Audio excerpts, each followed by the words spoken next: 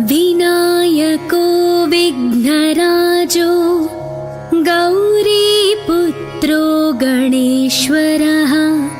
स्कन्दाग्रजो व्ययः पूतो दक्षोऽध्यक्षो द्विजप्रियः अग्निगर्भच्छिदिन्द्रश्रीप्रदो वाणीप्रदो व्ययः सर्वसिद्धिप्रदः शर्वतनयः शर्वरीप्रियः सर्वात्मकः सृष्टिकर्ता देवोऽनेकार्चितः शिवः शुद्धो बुद्धिप्रियः शान्तो ब्रह्मचारी गजाननः द्वैमात्रयो मुनिस्तुत्यो भक्तविघ्नविनाशनः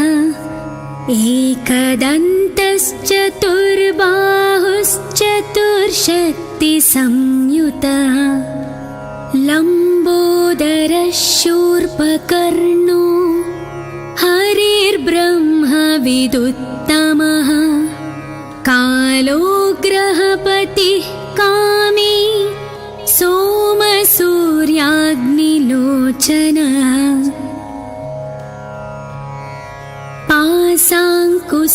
पाशाङ्कुशधरश्चण्डो गुणातीतो निरञ्जनः अकल्मषः स्वयं सिद्धः सिद्धार्चितपदाम्बुजः बीजपूरफलासक्तो वरदः शाश्वतः कृती द्विजप्रियो वीतभयो गदीचक्रीक्षुचापधृत् श्रीदोज उत्पलकरः श्रीपतिस्तुतिहर्षितः कुलाद्रिभेता जटिलः कलिकल्मषनाशनः चन्द्रचूडामणिः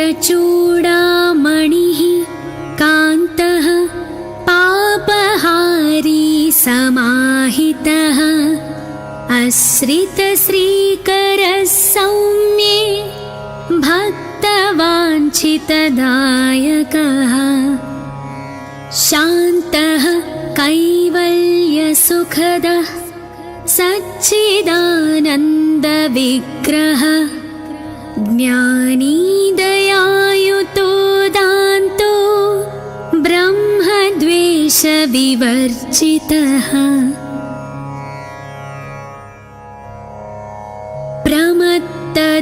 प्रमत्तदैत्यभयदः श्रीकण्ठो विबुधेश्वरः रमार्चितो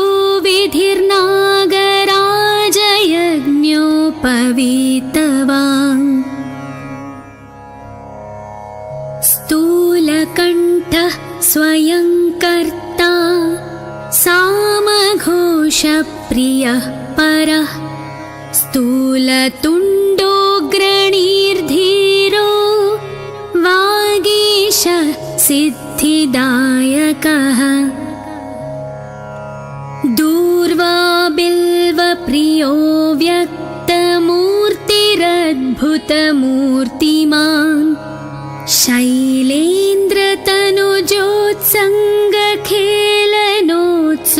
शैलेन्द्रतनुजोत्सङ्गखेलनोत्सुकमानसः स्वलावण्य सुधासारजितमन्मथविग्रहः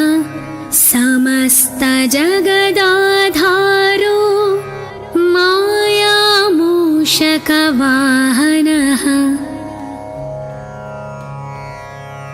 हृष्टः तुष्टः प्रसन्नात्मा सर्वसिद्धिप्रदायकः अष्टोत्तरशतेनैवं नाम्ना विघ्नेश्वरं विभुम् दुष्टावशङ्करः पुत्रं त्रिपुरं हन्तुमुद्यतः यः पूजयेदनेनैव भक्त्या सिद्धिविनायकम्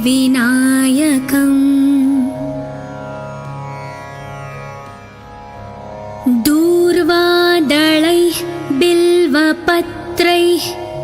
पुष्पैर्वा चन्दनाक्षतैः सर्वान् कामानवाप्नोति सर्वविघ्नैः प्रमुच्यते इति श्रीभविष्योत्तरपुराणे श्रीविघ्नेश्वर अष्टोत्तरशतनामस्तोत्रम्। विनायको विघ्नराजो गौरीपुत्रो गणेश्वरः स्कन्दाग्रजो व्ययः पूतो दक्षोऽध्यक्षो द्विजप्रियः अग्निगर्भच्छिदिन्द्रश्रीप्रदो वाणीप्रदो व्ययः सर्वसिद्धिप्रदः शर्वतनयः शर्वरीप्रियः सर्वात्मकः सृष्टिकर्ता देवोऽनेकार्चितः शिवः शुद्धो बुद्धिप्रियः शान्तो ब्रह्मचारी गजाननः द्वैमात्रयो मुनिस्तुत्यो भक्तविघ्नविनाशनः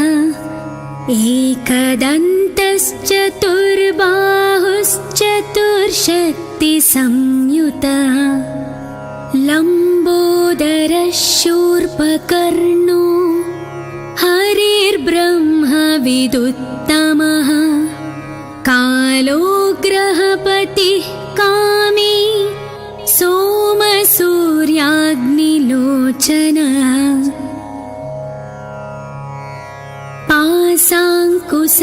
पाशाङ्कुशधरश्चण्डो गुणातीतो निरञ्जनः अकल्मषः स्वयं सिद्धः सिद्धार्चितपदाम्बुजः बीजपूरफलासक्तो वरदः शाश्वतः कृती द्विजप्रियो वीतभयो गदी चक्रीक्षुचापधृत् श्रीदोज उत्पलकरः श्रीपतिस्तुतिहर्षितः कुलाद्रिभेता जटिलः कलिकल्मषनाशनः चन्द्रचूडामणिः कान्तः पापहारी समाहितः आश्रितश्रीकरः सौम्ये भक्तवाञ्छितदायकः शान्तः कैवल्यसुखदः सच्चिदानन्दविग्रहः ज्ञानी दयायुतो दान्तो ब्रह्मद्वेषविवर्जितः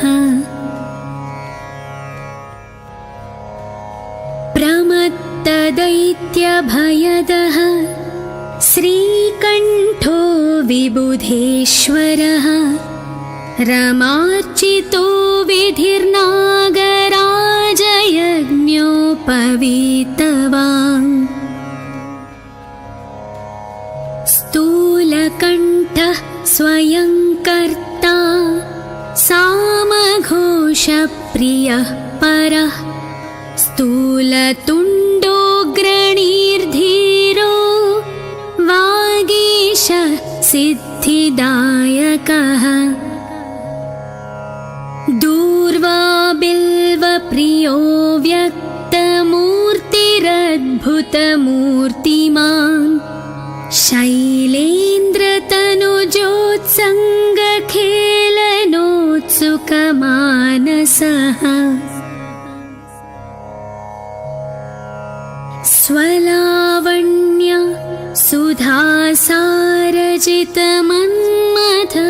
सुधासारजितमन्मथविग्रहः समस्तजगदाधारो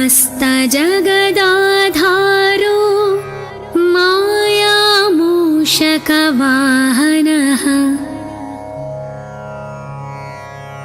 हृष्टः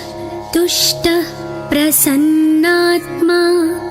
सर्वसिद्धिप्रदायकः अष्टोत्तरशतेनैवं नाम्ना विघ्नेश्वरं विभुम् तुष्टावशङ्करः पुत्रं त्रिपुरं हन्तुमुद्यतः यः पूजयेदनेनैव भक्त्या सिद्धिविनायकम्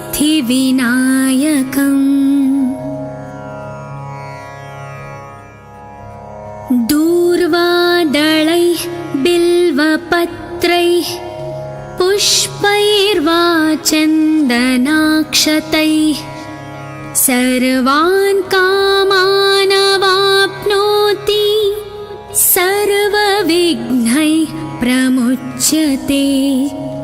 इति श्रीभविष्योत्तरपुराणे श्रीविघ्नेश्वर अष्टोत्तरशतनामस्तोत्रम्। विनायको विघ्नराजो गौरीपुत्रो गणेश्वरः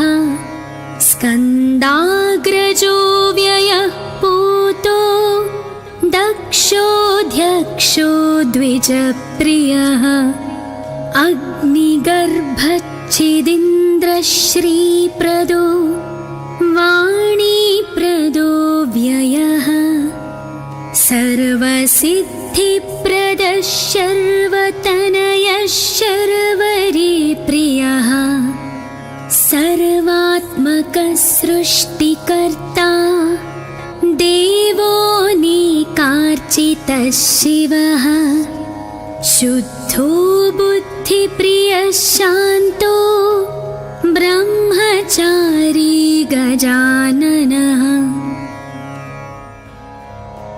द्वैमात्रयो मुनिस्तुत्यो भक्तविघ्नविनाशनः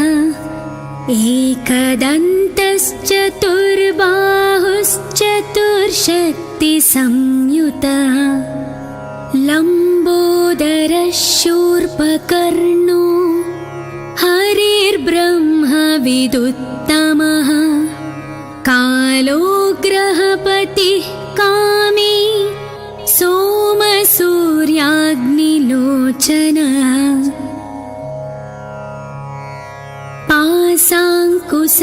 पाशाङ्कुशधरश्चण्डो गुणातीतो निरञ्जनः अकल्मषः स्वयं सिद्धः सिद्धार्चितपदाम्बुजः बीजपूरफलासक्तो वरदः शाश्वतः कृती द्विजप्रियो वीतभयो गदी चक्रीक्षुचापधृत् श्रीदोज उत्पलकरः श्रीपतिस्तुतिहर्षितः कुलाद्रिभेता जटिलः कलिकल्मषनाशनः चन्द्रचूडामणिः कान्तः पापहारी समाहितः आश्रितश्रीकरः सौम्ये भक्तवाञ्छितदायकः शान्तः कैवल्यसुखदः सच्चिदानन्दविग्रहः ज्ञानी दयायुतो दान्तो ब्रह्मद्वेषविवर्जितः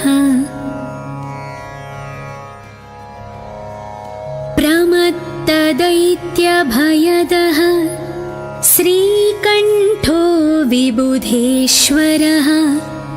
रमार्चितो विधिर्नागराजयज्ञोपवीतवान्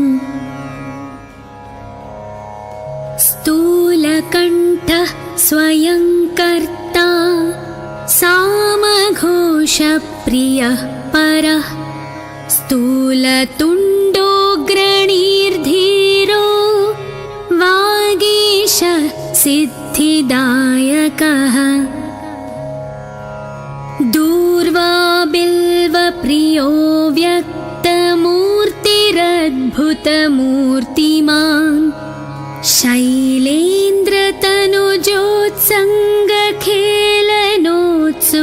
शैलेन्द्रतनुजोत्सङ्गखेलनोत्सुकमानसः स्वलावण्य सुधासारजितमन्मथविग्रहः समस्तजगदाधारो मायामूषकवाहनः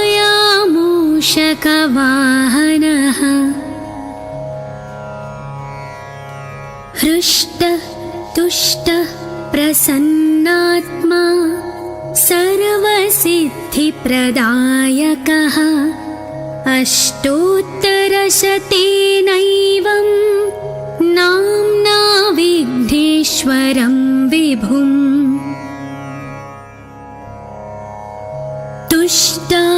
तुष्टावशङ्करः पुत्रं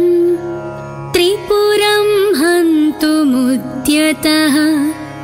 यः पूजयेदनेनैव भक्त्या सिद्धिविनायकम्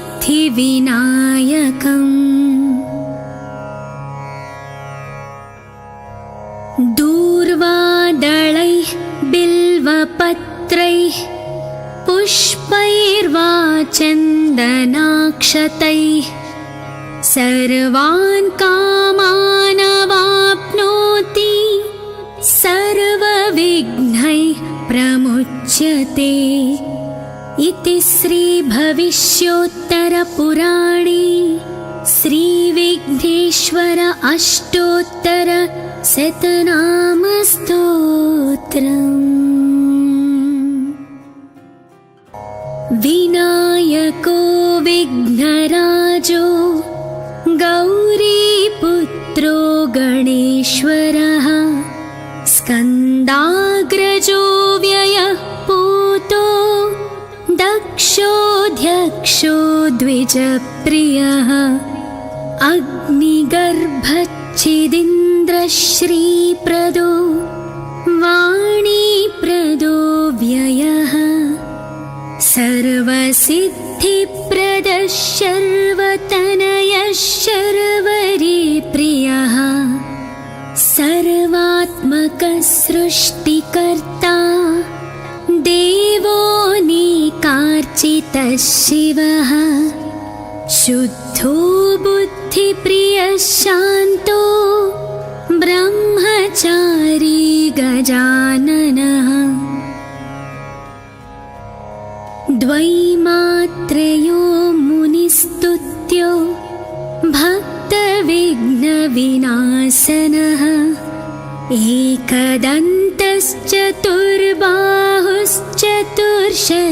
एकदन्तश्चतुर्बाहुश्चतुर्शक्तिसंयुतः लम्बोदरः शूर्पकर्णो हरिर्ब्रह्मविदुत्तमः कालो ग्रहपतिः कामी सोमसूर्याग्निलोचनः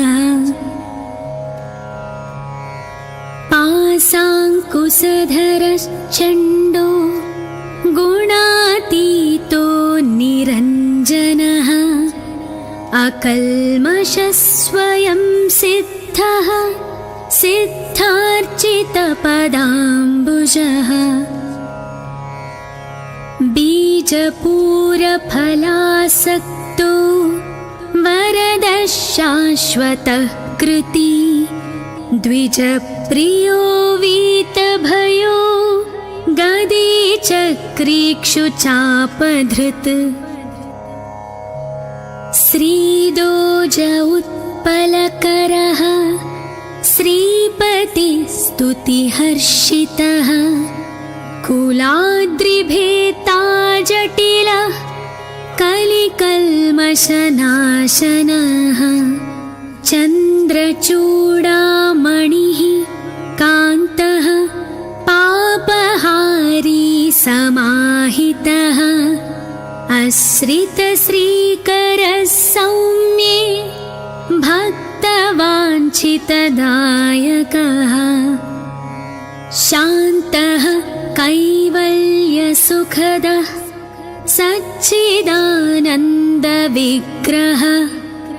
ज्ञानी दयायुतो दान्तो ब्रह्मद्वेषविवर्जितः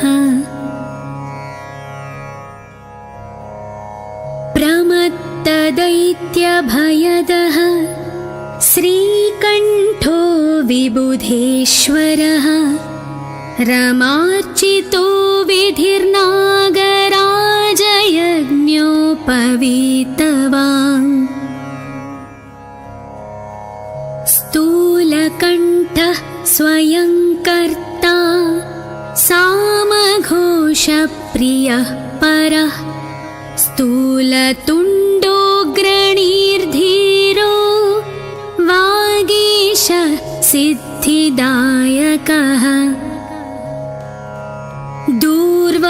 दूर्वाबिल्वप्रियो व्यक्तमूर्तिरद्भुतमूर्तिमान्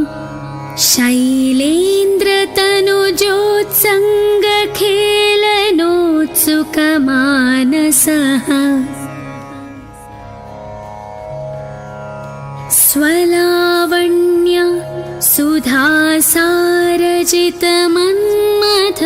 सुधासारजितमन्मथविग्रहः समस्तजगदाधारो मायामूषकवाहनः हृष्टः तुष्टः प्रसन्नात्मा सर्वसिद्धिप्रदायकः अष्टोत्तरशतेनैवं नाम्ना विघ्नेश्वरं विभुम्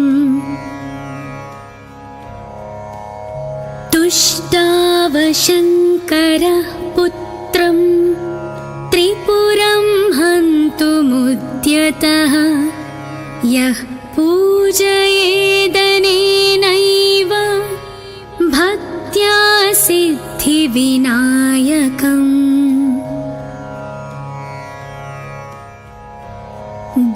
दूर्वादलैः बिल्वपत्रैः